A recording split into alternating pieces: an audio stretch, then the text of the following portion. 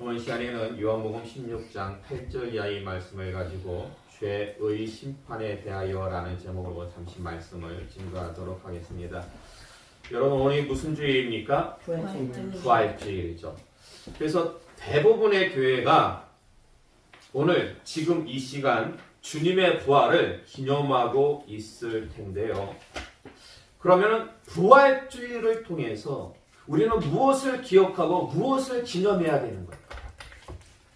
여러분, 부활주일은 매년마다 우리가 지키잖아요. 그런데 부활주일날 우리가 기억하고 기념해야 될 게 무엇입니까? 무엇이에요? 이게요, 부활주일을 매년마다 지키면서도 막상 무엇을 기억하고 기념하는가에 대해서는 잘 생각이 안 나. 그러니까 말 그대로 부활주일이니까 예수님의 부활을 기념하는 건 맞는데 다른 건 잘 생각이 안 나요.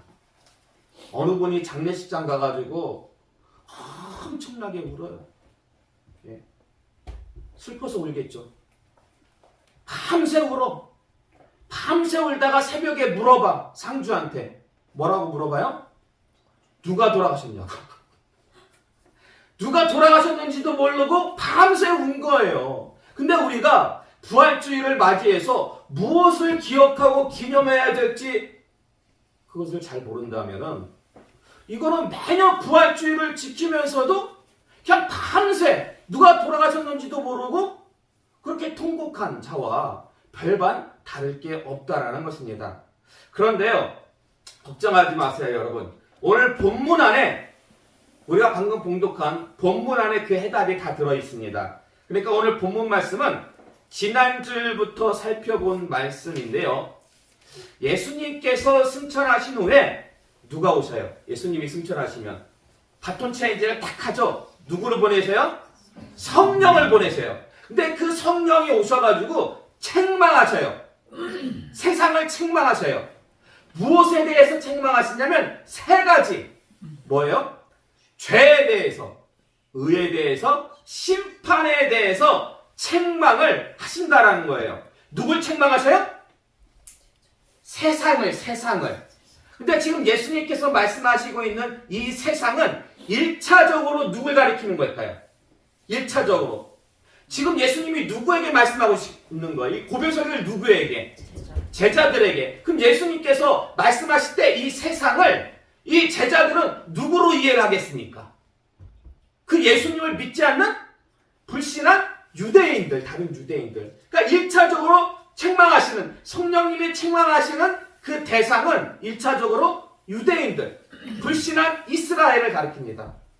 그래서 오늘 본문의 말씀은요, 이 세 가지예요. 이 세 가지. 칠판 보시면은 성령이 죄에 대해서 세상을 책망하실 것입니다. 근데 이 세상이 누구라고요? 1차적으로는 유대인들.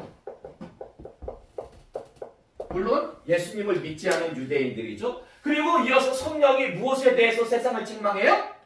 의에 대해서 유대인들을 책망하고, 마지막으로는 성령이 심판에 대해서 믿지 않는 유대인들을 책망하신다라는 것입니다.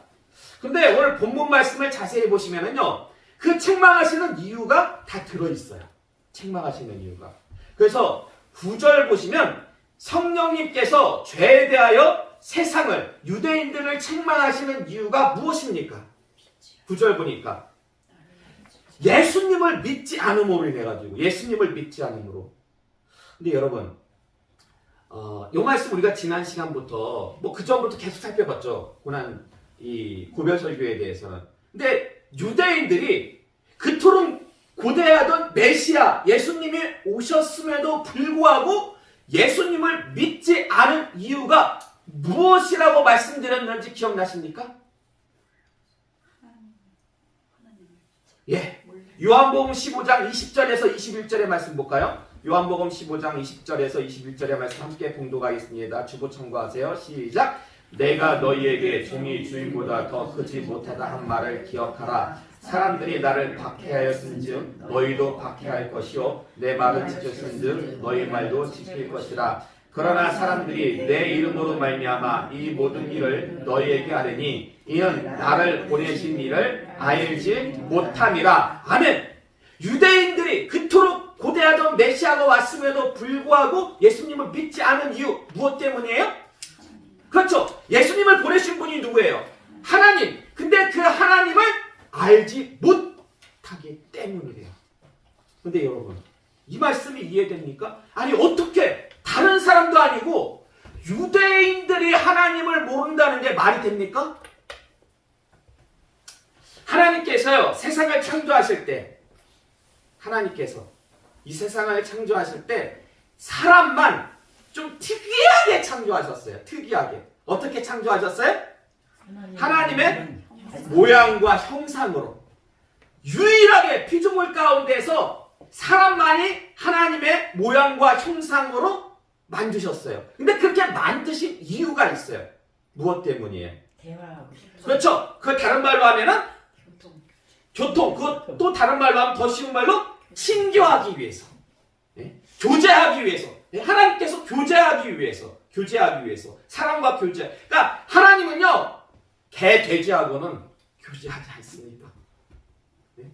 유일하게 하나님의 모양과 형상으로 지음받은 사람과 교제하십니다. 사람과 교제하십니다. 그런데 하나님과의 인격적인 교제는 무엇을 통해서 가능합니까? 여러분 하나님과 교제해요, 안 해요? 해요. 하죠. 무엇을 통해서 합니까? 예수님. 예. 자, 그게 다 포함돼요. 그게 다 포함되는데 한마디로 얘기하면 순종. 말씀에 대한 순종. 하나님 뜻에 대한 순종. 순종을 통해서 교제가 가능한 거예요. 하나님과의 교제. 근데 여러분, 그 순종의 핵심은 뭡니까? 순종의 핵심. 하나님 말씀, 하나님 뜻에 순종해야 되는데 그 순종의 가장 핵심이 무엇이에요? 믿음보다? 그렇죠. 사랑.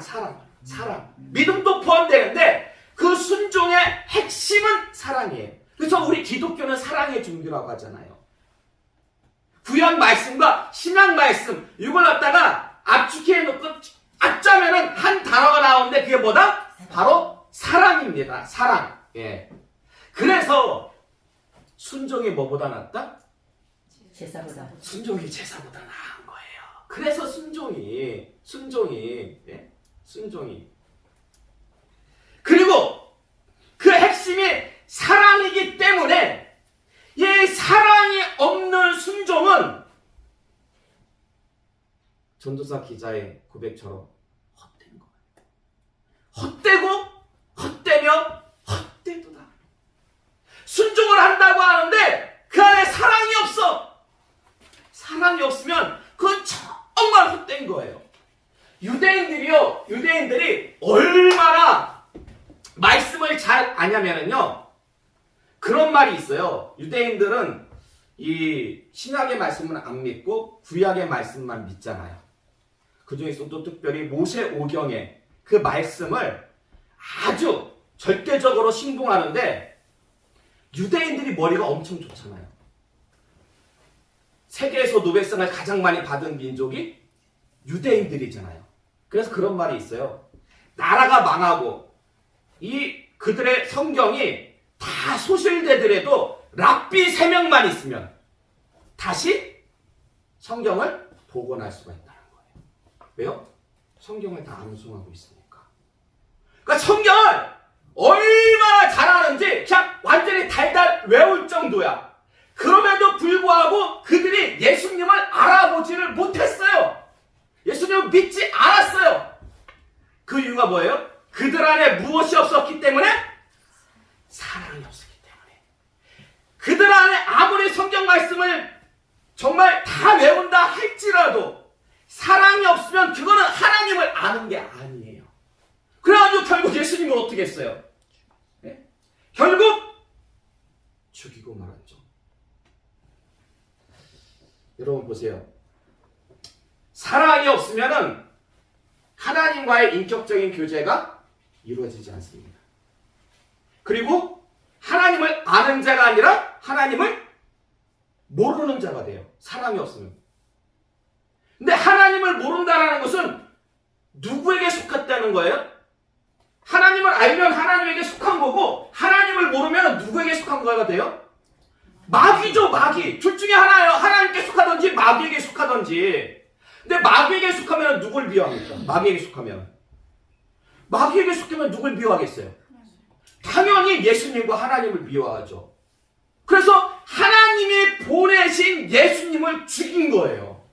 성경을 달달 외우는데도, 성경을 달달 외우는데도 그 마음에 사랑이 없었기 때문에 결국 하나님까지 미워함으로 하나님이 보내신 예수님을 죽여버리고 말았다라는 것입니다. 그래서 말씀을 좀 정리하면요, 유대인들이 예수님을 믿지 않은 원인 어디에 있어요? 사랑이 없었기 때문에. 그리고 그 결과로 누굴 죽였어요? 예수님을 죽였어요. 바로 이게 뭐다? 바로 이게 뭐다? 죄예요, 죄. 그래서 성령의 죄에 대해서 세상을 갖다가 책망하신다라는 것은요, 자, 무슨 말씀이냐면 유대인들이 믿음이 없었어요. 예수님에 대한 믿음. 믿음이 없었다라는 건 무엇이 없다가 똑같아요? 사랑이 없었어요. 그래서 결국 예수님을 어찌했어요? 죽였어요. 이게 뭐예요? 이게 죄예요, 죄. 예. 그러니까 죄의 근원은 따지고 올라가면은 사랑 없습니다. 사랑 없는 게 결국 믿음 없는 거랑 마찬가지예요. 여러분, 그래서 믿음이 좋다라는 것은 비례하면 무엇이 많다라는 거예요? 맞는 말씀 같아요. 그 사랑은 하나님의 사랑과 이웃 사랑과 나눌 수가 있잖아요. 그래서 사랑이 많은 자, 하나님을 사랑하는 자는 어떻게 하면 하나님께서 기뻐하시는 일을 할 수가 있을까? 그래서 하나님을 기뻐하는 일에 초점을 맞춰요. 어떻게 하면 내 것을 가지고 이웃을 사랑할 수가 있을까? 널리 이웃에게 베풉니다.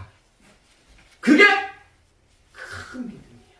그게 하나님을 아는 것입니다. 자, 그래서 성령이 오사 유대인들의 죄를 책망하실 것인데요. 문제는 유대인들이 죄를 죄로 인식하지 않는다는 거예요. 죄를 죄로 인식하면은 거기서 벗어날 수가 있는데, 죄를 죄로 인식하지 않고 유대인들이 죄를 뭐라고 여겼는지 아십니까? 예수님 죽인 게 죄잖아요. 근데 그 죄를 갖다가 유대인들이 뭐라고 여겼는지 아십니까?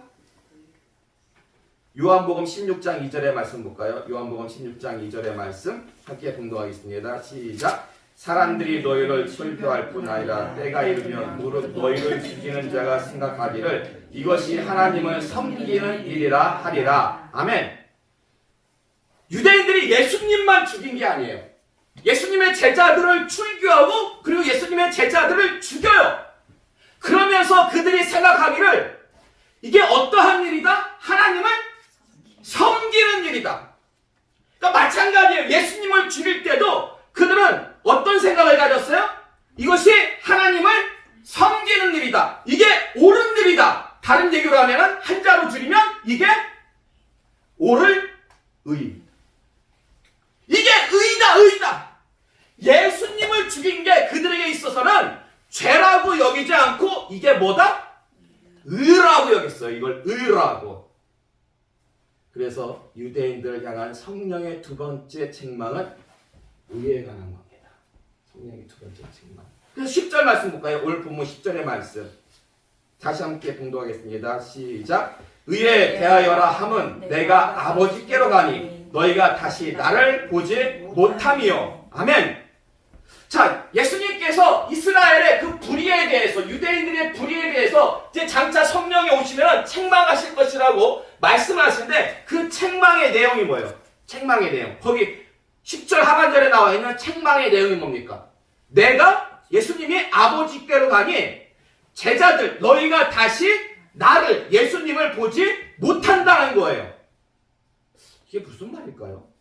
아니, 성령이 의에 대해서 책망하시는 것과 예수님이 아버지께로 가는 것하고 무슨 연관이 있습니까? 연관이 있어 보입니까? 없어 보입니까? 이게 얼핏 보면은요, 이게 도대체 무슨 말이야? 성령의 의에 대해서 책망하시는 것과 예수님이 아버지께로 가는 거? 이게 무슨 연관이 있어? 없어 보이지만 분명히 있어요. 왜냐면 이게 성경 말씀이기 때문에. 없어 보이지만 분명히 있어요. 여러분, 예수님이 아버지께로 간다는 걸 다른 말로 하면 뭐예요? 예수님이 아버지께로 간다는 거. 죽으셨던 예수님이 아버지께로 가시려면 어떻게 해야 돼요? 일단 부활하셔야 되죠. 부활하신 다음에 아버지는 어디 계세요? 아버지는 하늘에 가시죠. 천국에 계시죠. 그러면 천국에 가시는 건 뭐예요? 그걸 뭐라고 해요 우리가? 승천이라고 하죠. 승천이라고. 그러니까 지금 예수님께서 아버지께로 간다라는 것은 부활하시고 승천하신다라는 거예요. 사도행전 2장 32절의 말씀 볼까요? 사도행전 2장 32절의 말씀 함께 봉독하겠습니다. 시작. 이 예수를 하나님이 살리신지라 우리가 다 이 일의 증인이로다. 아멘. 보세요. 여러분, 예수님을 부활시키신 분이 누구예요? 예수님을 부활시키신 분.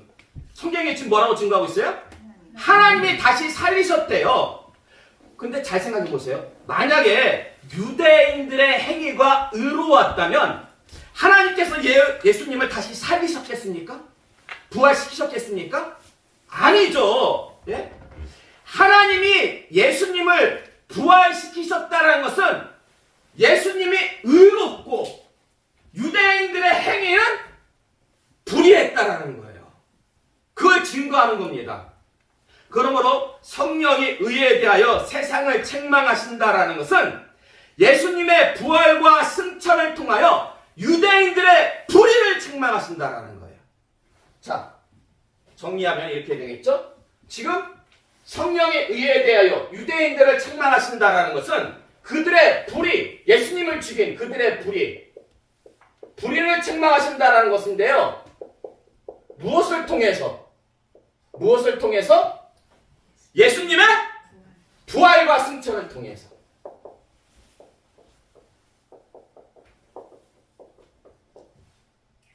그래서 성령님께서 책망하시는 거예요. 예.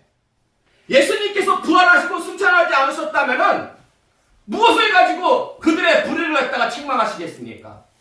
근데 하나님께서 예수님을 다시 살리심으로 말미암아 예수님을 죽인 그 유대인들, 너희들은 이것이 하나님을 섬기는 일이라고 여겼지만, 생각했지만 그거 아니다.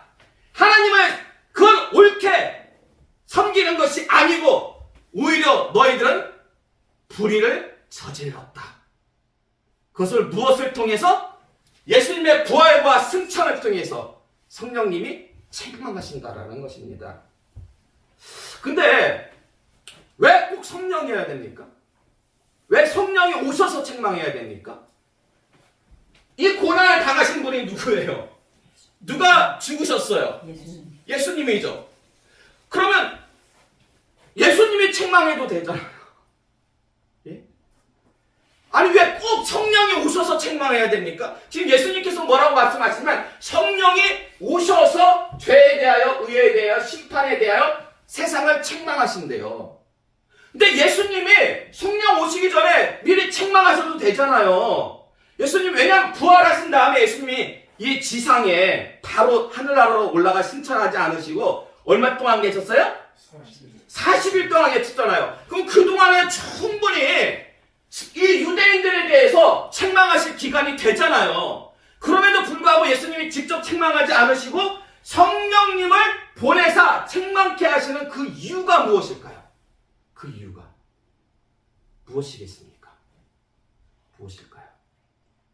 자, 사도행전 2장 22절에서 24절의 말씀 볼까요? 사도행전 2장 22절에서 24절의 말씀 우리 함께 봉독하겠습니다. 시작. 이스라엘 사람들아 이 말을 들으라. 너희도 아는 바와 같이 하나님께서 나사렛 예수로 큰 권능과 기사와 표적을 너희 가운데서 베푸사 너희 앞에서 그를 증언하셨느니라. 그가 하나님께서 정하신 뜻과 미리 아신 대로 내준 바 되었거늘 너희가 법 없는 자들의 손을 빌려 못 박아 죽였으나 하나님께서 그를 사망의 고통에서 풀어 살리셨으니 이는 그가 사망에 매어 있을 수 없었습니다. 아멘. 자, 요 말씀 사도행전 2장에 나오는 요 말씀은 베드로의 설교예요. 베드로의 설교. 근데 베드로가 이 설교를 유대인들 앞에 놓고 막 했거든요. 근데 언제 한 건지 아십니까? 언제? 유대인들 앞에, 예? 이 오순절날, 예? 유대인들이 많이 이제 오순절을 지키러 모이잖아요. 그때 그 유대인들을 향해서 이 말씀을 증거했는데, 이때가 어디냐? 성령을 받은 직후예요. 성령을. 그 마가의 다락방에 모여가지고 주시에 딱 약속하신 그 성령을 받기 위해서 기도했잖아요. 그 성령이 언제 와요? 오순절날 그 성령을 받으니까 주체할 수가 없는 거야. 주체할 수가 없어가지고 나와가지고 예수 그리스도를 갖다가 증거. 예수 그리스도가 살아계신 하나님의 아들이시오. 너희들이 죽였던 그 예수가 바로 너희들이 고대하던 메시아다. 그러나 그는 다시 살아나셨다. 이걸 누가 증거했어요? 베드로가 증거했어요. 베드로가. 근데요, 이 말씀을 베드로가 증거하니까 어떤 역사가 나타났는지 아십니까? 사도행전 2장 37절과 38절 그리고 41절의 말씀 함께 봉독하겠습니다. 시작! 그들이 이 말을 듣고 마음에 찔려 베드로와 다른 사도들에게 물어 이르되 형제들아 우리가 어찌할꼬 하거늘 베드로가 이르되 너희가 회개하여 각각 예수 그리스도의 이름으로 세례를 받고 죄 사함을 받으라. 그리하면 성령의 선물을 받으리니 그 말을 받은 사람들은 세례를 받음에 이날에 성도의 수가 3,000이나 더하더라. 아멘. 자, 여러분 보세요. 지금 베드로가 이스라엘 백성들 그 유대인들을 향해서 책망했어요. 근데 이거는 성령님께서 책망하신 거예요. 성령님께서 베드로를 통해서 책망하신 거예요. 성령님께서 그들의 불의함에 대해서 책망하셨습니다. 근데 단순히 그들의 잘못을 지적하기 위해서 책망하신 것이 아니라 그들에게 어떤 역사가 일어났어요? 회개의 역사가 일어났어요. 마음에 무엇을 받아서? 찔림을 받아서. 그 마음에 찔림을 받는 게 뭐예요? 마음에 찔림을 받는 거. 말씀을 들었어요. 베드로의 설교를 들으니까 마음에 찔림이 와. 그게요, 성령의 역사예요. 성령의 역사. 마음에 찔림이 와가지고 회개합니다. 성령님께서 오셔가지고 죄에 대해서 의에 대해서 책망하시는 이유, 단순히 그들의 잘못을 지적함이 아니라 그들을 어디로 인도하기 위함이었다? 회개로 인도하기 위함이었다. 회개로. 이게 하나님과 우리의 차이예요. 하나님과 우리의 차이.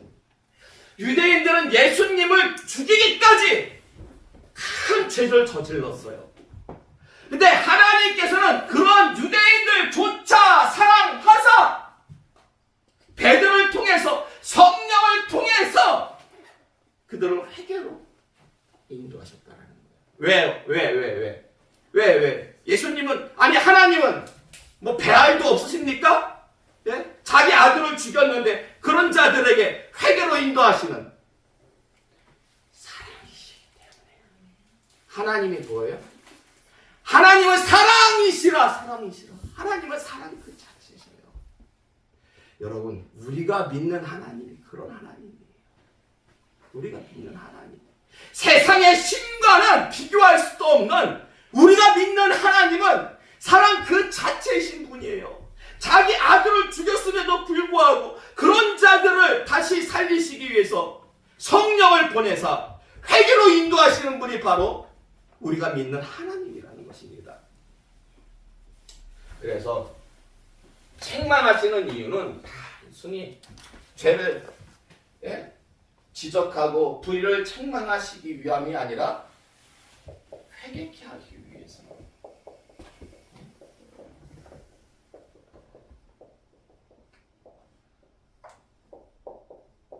마음의 찔림을 통해서 이 마음에 이 양심의 찔림이 있는 것. 이 양심의 찔림이 바로 성령의 사역이에요. 그래서 예수님께서 책망하지 않으시고 올라가신 다음에 성령을 보내서 책망하시는 거예요. 근데 보세요. 이렇게 성령님께서 오셔가지고 죄에 대하여 의에 대하여 책망하셨음에도 불구하고 회개하지 않은 유대인들이 있을까요? 없을까요? 회개하지 않은 유대인들 있습니다. 보세요. 사도행전 7장 54절에서 58절의 말씀 볼까요? 사도행전 5장 7장 54절에서 58절의 말씀 함께 봉독하겠습니다. 시작. 그들이 이 말을 듣고 마음에 찔려 그를 향하여 이를 갈거늘 스데반이 성령 충만하여 하늘을 우러러 주목하여 하나님의 영광과 및 예수께서 하나님 우편에 서신 것을 보고 말하되 보라 하늘이 열리고 인자가 하나님 우편에 서신 것을 보노라 한데 그들이 큰 소리를 지르며 귀를 막고 일제히 그에게 달려들어 성 밖으로 내치고 돌로 칠세 증인들이 옷을 벗어 사울이라는 청년의 발 앞에 두니라. 아멘. 스데반 집사님의 설교를 듣고 유대인들이 어떻게 했어요? 돌로 쳐서 죽였어요. 돌로 쳐서 죽였어요. 아니 근데 여러분 보세요. 베드로가 설교했을 때는 어떤 역사가 일어났어요? 3,000명이나 회개하는 큰 역사가 일어났어요. 근데 지금 스데반 집사님이 설교했을 때는 스데반 집사님을 돌로 쳐서 죽였어요. 왜 이런 상반된 결과가 일어난 걸까요? 여기에 대해서는 설명하자면 좀 시간이 길어요. 그래서 나중에 저는 이제 이 사도행전에 관한 말씀도 이제 나중에 증거할 계획이 있어요. 이 사도행전의 말씀이 정말 스펙타클하고 정말 우리에게 꼭 말씀이에요. 이 사도행전의 말씀을 우리가 잘 먹기만 하면은 교회가 부흥하는 것은 시간 문제예요. 그래서 먼저 예수님의 말씀, 예수님의 말씀을 잘 우리가 익힌 다음에 자 어쨌든 나중에 그건 말씀드리겠고 중요한 것은 보세요. 베드로의 설교하고 스데반의 설교하고 공통점이 있습니다. 설교 내용에 대한 공통점이 아니라 그 설교를 들은 사람들에게 있어서의 공통점이 있어요. 유대인 그 청중들에게 있어서 공통점이 있는데 그게 뭡니까? 마음에 찔려. 맞습니다. 맞아요. 박수 한번 쳤어요. 박수 한번. 네. 베드로의 설교를 들었을 때도 마음에 찔림이 있었어요. 스데반 집사님의 설교를 들을 때도 마음에 찔림이 있었다라는 거예요. 근데 그 마음의 찔림은 누구의 역사다? 성령의 역사라는 것입니다. 네?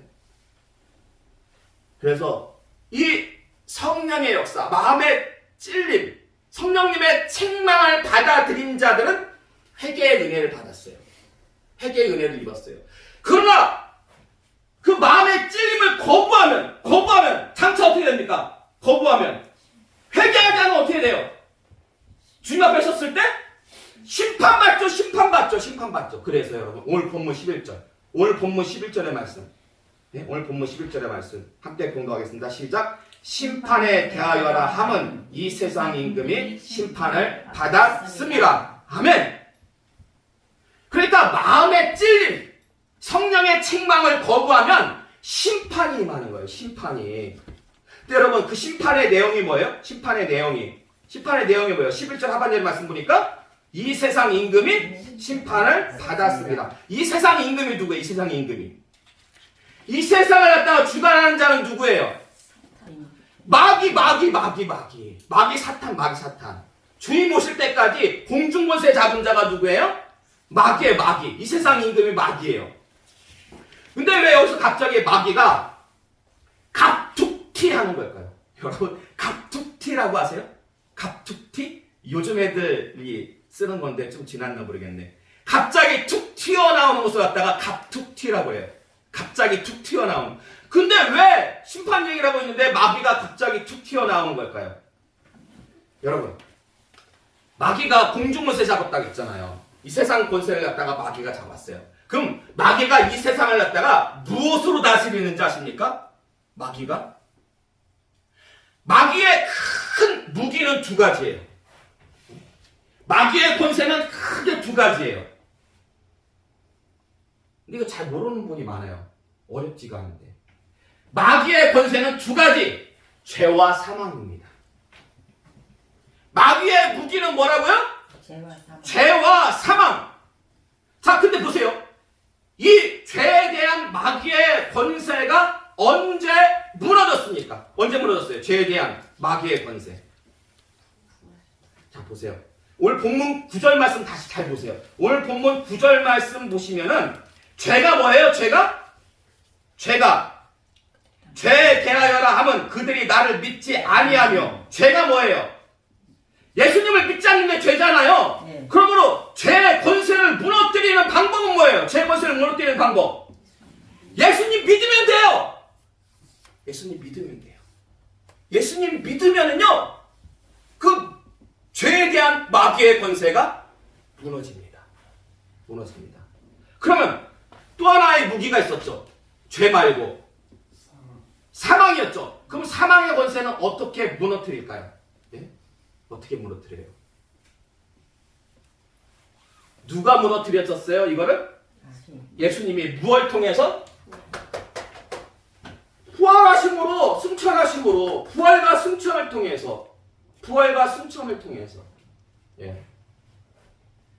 보세요. 그러니까 지금 예수님께서 보라, 이렇게 말씀하시나요? 제자들 앞에 장차 성령이 오시면 죄에 대하여, 의에 대하여, 심판에 대해서 세상을 책망하실 것이다. 근데 이게요, 그냥 두서없이, 의미 없이 막 하신 말씀이 아니에요.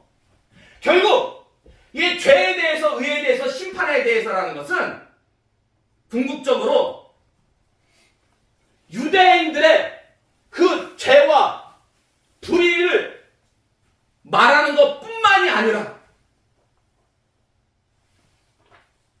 마귀의 권세인 죄와 사망에 대해서도 더불어서 예수님께서 말씀하시는 것이고, 그 마귀의 죄와 사망 권세가 예수님의 부활과 승천으로 말미암아서 무너졌음을 예수님께서 지금 증거하시는 겁니다. 그래서 심판에 대해서 말씀하시면서 이 세상 임금이 심판을 받았다. 이게 엄밀하게 얘기하면은 아직 예수님께서 돌아가시기 전이기 때문에, 부활하시기 전이기 때문에 받을 것이다가 맞습니다. 시제적으로는. 근데 예수님께서는 받았다, 과거로 말씀하세요. 왜 과거로 말씀하시는 걸까요? 확실한 사실이기 때문에. 성경에 종종 그런 표현들이 있어요. 확실한 사실인 경우에는 미래일을 갖다가 과거로 말씀하세요. 자, 그래서 성령이 심판에 대하여 세상을 갖다가 책망하셨다는 것은 예수님께서 승리하셨다라는 거예요. 죄와 사망의 권세를 무너뜨리고 승리하셨는데, 문제는 뭐냐면은 여전히 유대인들, 여전히 이걸 모르고 여전히 죄와 사망 가운데 거하는 것, 얼마나 안타까운 일이겠습니까? 그리고 그것은 마땅히 책망받아야 할 일이라는 것입니다. 자, 이제 결론의 말씀을 드리도록 하겠습니다. 오늘 우리가 부활주의를 맞이해가지고 기억하고 기념해야 될 것은 무엇입니까? 바로 이 세 가지예요. 죄에 대해서, 의에 대해서, 심판에 대해서 기억하고 예수님의 부활과 승천으로 말미암아서 우리가 죄와 사망의 마귀의 권세에서 벗어났다! 해방이 됐다! 이것을 우리가 기념해야 된다는 것입니다. 자, 그래서 마지막으로 로마서 8장 1절에서 2절의 말씀 볼까요? 로마서 8장 2절에서 2절의 말씀 함께 봉독하겠습니다. 시작! 그러므로 이제 그리스도 예수 안에 있는 자에게는 결코 정죄함이 없나니 이는 그리스도 예수 안에 있는 생명의 성령의 법이 죄와 사망의 법에서 너를 해방하였으니라. 아멘. 아멘. 예수님을 믿음으로 이 놀라운 일들이 우리한테 주어진 거예요. 예? 죄와 사망의 그 법 아래 있었는데 예수님 믿음으로 말미암아 생명의 성령의 법이 우리를 해방시키셨다는 거예요. 너무나 감사하죠. 예. 자, 그러면 감사할 줄 모르는 것은, 예? 은혜 갚을 줄 모르는 무엇과 같다? 짐승과 같다. 근데 우리는 짐승이 아니에요. 우리 하나님과 교제를 나눠야 돼요. 그렇기 때문에 이 너무나 감사하면은 우리가 그 은혜에 보답해야 되죠. 무엇으로 보답해야 돼요? 무엇으로? 믿음으로. 네. 여러 가지겠죠. 여러 가지가 있을 테지만은 특별히 부활주의를 맞이해서 이 은혜를 주신 하나님께 우리가 보답하는 아주 큰 은혜의 방법은 이것을 어찌하는 거예요? 널리 증거하는 거예요. 이 사실을 우리가 죄 가운데 있었고 우리가 불의 가운데 있었는데 예수 그리스도로 말미암아 우리가 죄에 대해서 의에 대해서 벗어났고 마귀는 심판을 받았습니다. 그러니까 여러분 마귀의 심판 받은 마귀의 권세 아래 있지 마시고 예수 그리스도를 믿고 우리 다 같이 함께 천국에 갑시다. 이 사실을 증거해야 된다라는 것입니다. 아멘. 근데 내 힘 가지고는 그렇게 증거해도요 상대방 마음에 무엇이 안 생겨? 찔림이. 이 말씀을 증거했을 때 상대방이 마음에 찔림을 받아야지만이 회개를 하는데 내 힘 가지고는 아무리 소리쳐도 마음에 찔림이 없어. 그래서 우리가 무엇을 받아야 돼요? 성령을 받아야 돼요. 아마 여러분 스스로가 그런 걸 느끼셨을 거예요. 여러분이 성령 충만할 때와 그리고 성령이 다운되었을 때 그때 차이를 제가 말씀 안 들어도 여러분이 아실 거예요. 나타나는 반응이 틀려요. 똑같은 말씀을 증거해도 성령이 충만할 때 말씀을 증거하면요 말씀이 역사해요. 부디 이 시간 나오신 여러분은요 성령을 사모하고 간구하시기 바랍니다. 우리가 말씀을 증거하는 데 있어가지고 제일 먼저 해야 될 일, 어찌 보면 성령을 사모하고 간구하는 겁니다. 그래서 성령이 충만하신 예수님의 그 살아 역사하심을 날마다 증거하심으로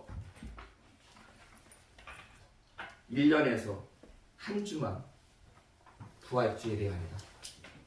주님 앞에 오는 그날까지 매일매일이 날마다가 예수님의 부활되시기를 주님의 이름으로 축원합니다. 아멘.